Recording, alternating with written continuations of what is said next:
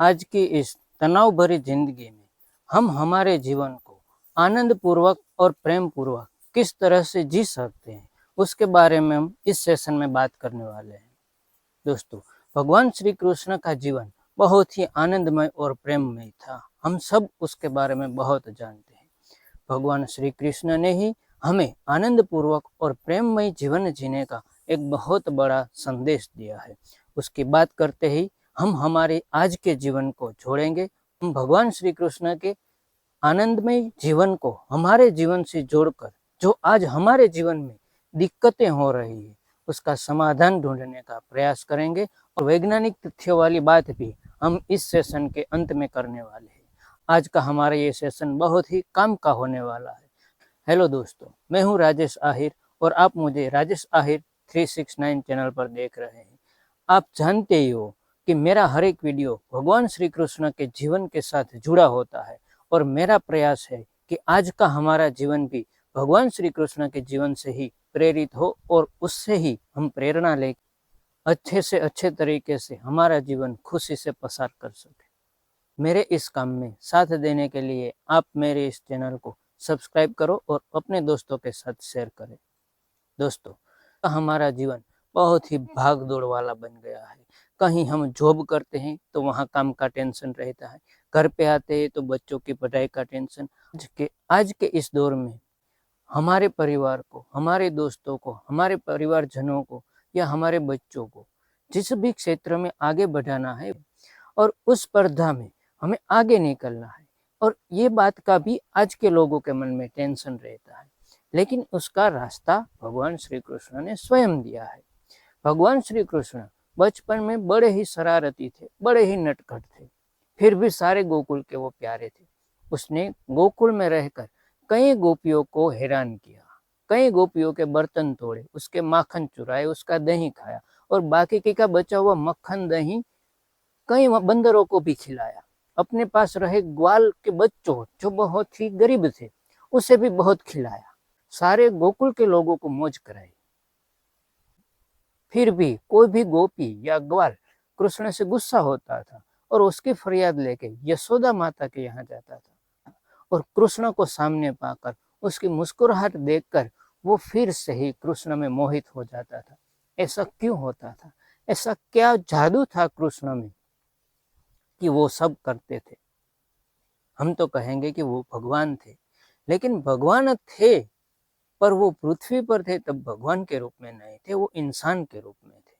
वो एक ऐसा इंसान था जो खुद ईश्वर ने हमें बनाया है।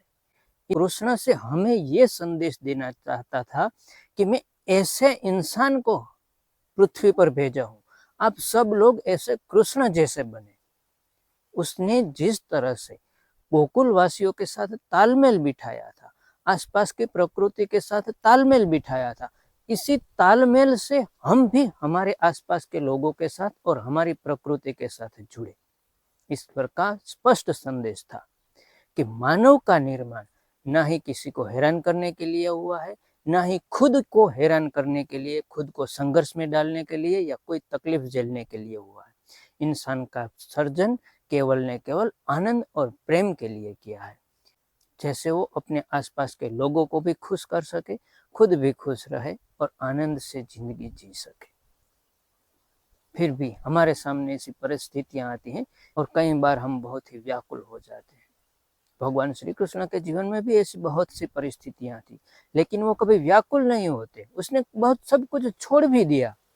उसने अपने जीवन में बहुत कुछ छोड़ा, राजपाट छोड़ा, महल छोड़ा, राधा छोड़ी, सब छोड़ा, लेकिन फिर भी कभी वो व्याकुल नहीं हुए।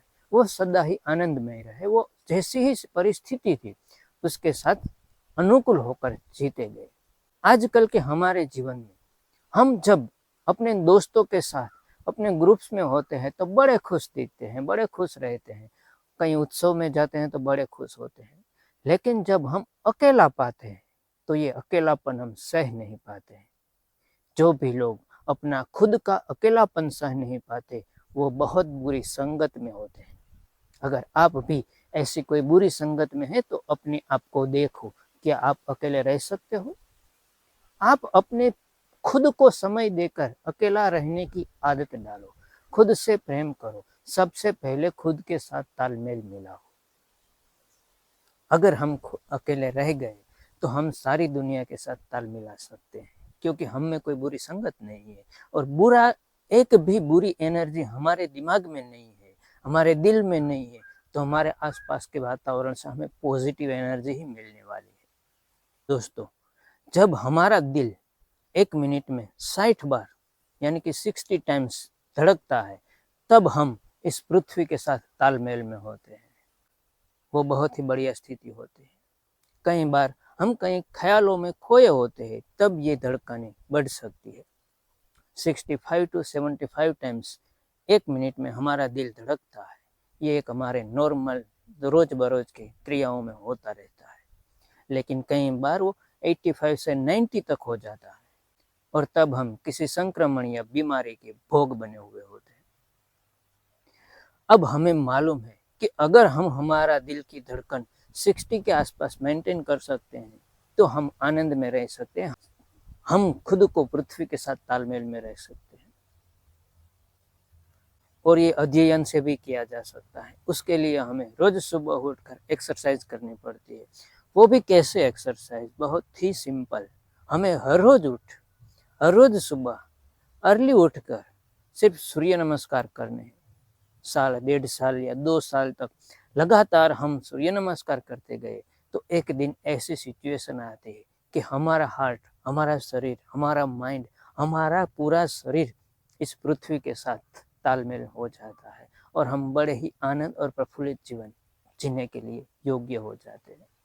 कई बार हमारे आसपास ऐसे लोगों की उपस्थिति होती है जो हमें आनंदपूर्ण बनाती है। हम कई बार किसी के साथ प्रेम में होते हैं और वो पर्सन हमारे आसपास होता है तो हम बड़े ही प्रफुल्लित होते हैं।